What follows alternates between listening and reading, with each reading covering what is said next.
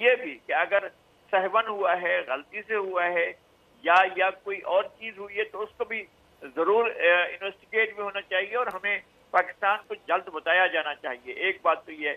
اور میرا خیال ہے کہ اس معاملے کو پبلک میں لایا گیا ہے چونکہ یہ بڑا واقعہ تھا، لیکن اس پر زیادہ فضا کو زیادہ گمبھیر، زیادہ گرم کرنے کی کوشش نہیں ہونی چاہیے اور دونوں طرف سے اس معاملے کو وزارت خارجہ کی سطح پر دیکھنا چاہیے.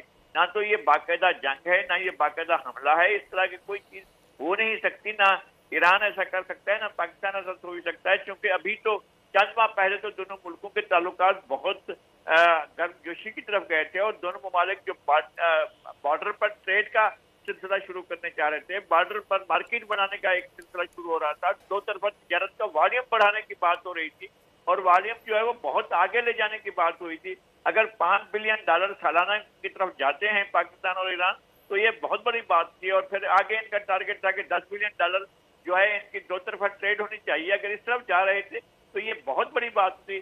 پاکستان جو ہے وہ اپنے ارد گرد زیادہ دشمنیاں برداشت نہیں کر سکتا ہے، اس لیے کہ ایک تو افغانستان سے ہمیشہ مسائل رہے ہیں، انڈیا ہمارے لیے مستقل سر درد ہے.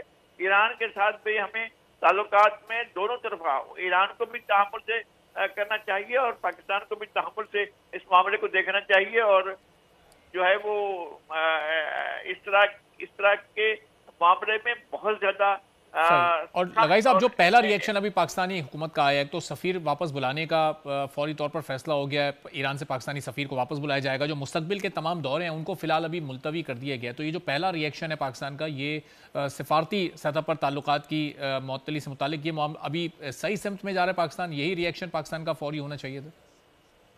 کچھ انتظار کرنا چاہیے تھا. میرا خیال ہے کہ پاکستان ہمارے صوبہ سندھ کے گورنر گزشتہ روز ایران میں تھے، ہمارے اور بھی وفود وہاں پر گئے ہوئے ہیں اور وہاں کے بھی شاید یہاں پر وفود آئے ہوئے ہوں گے. ہمیں اچانک سفیر کو بلانا جو ہے واپس، اس سے پہلے بھی ہمارے دو طرفہ رابطے ضروری تھے.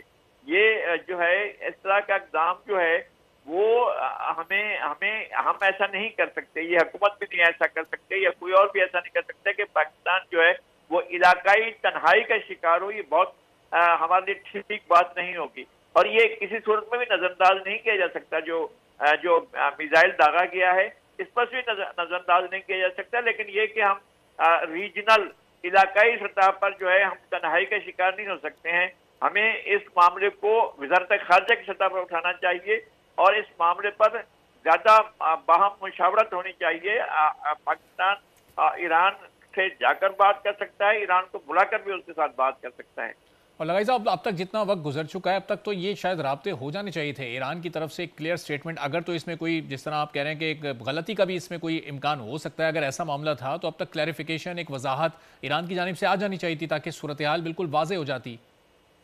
خیال ہے کہ آ جانی چاہیے تھی اور ظاہر ہے ہم صحافی تو اس طرح کے رابطوں کا ہمارے لیے نہیں ہے کہ ہم رابطے کریں، لیکن ہم اپنے طور پر بھی اگر ہم صحافیانہ طور پر اگر مختلف اداروں سے رابطے کریں تو شاید ہمیں معلومات حاصل ہو سکیں.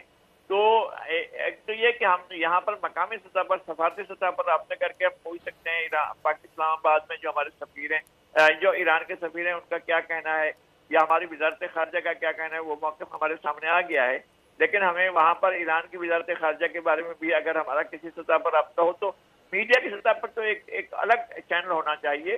وہ ہوتا ہے، ہم ایسا کرتے ہیں، لیکن یہ جو باقی چینلز ہیں، ہمارے سفارتی چینل جو ہیں، ان کو بالکل ہی ختم نہیں ہونا چاہیے، اس لیے کہ بہت ہی خطرناک صورتحال ہے. جو ہماری ریجن کی سطح ہے وہ اس بات کا تقاضا کرتی ہے کہ ہمیں تحمل سے کام لینا ہوگا، دونوں سب کو تحمل سے کام لینا ہوگا. صحیح. اور لگائی صاحب ظاہر ہے کہ یہ سمجھ نہیں آ رہی منطق کہ جب دو ممالک کے درمیان اتنے بہتر تعلقات ہوں، دونوں معاشی اعتبار سے جڑنے جا رہے ہوں، آگے دونوں کی معیشت ایک دوسرے پر ڈیپینڈ کرنے جا رہی ہو، نئے نئے معاہدے ہونے جا رہے ہوں، دورے بھی چل رہے ہیں، وفود بھی آ رہے ہیں اور جا رہے ہیں، پھر اس طرح کی اچانک اتنی شدت پسندانہ کارروائی جس میں کہیں کوئی انفارمیشن شیئرنگ نہیں کی گئی، کوئی اعتماد کی فضا نہیں قائم کی گئی، تو یہ تو ایک بہت بڑا سوالیہ نشان ہے. اور پھر اتنے وقت گزر جانے کے بعد بھی ابھی تک کوئی وضاحت سامنے نہیں آنا تو بڑے ایک مشکوک سے بن رہے ہیں حالات آگے کے لیے.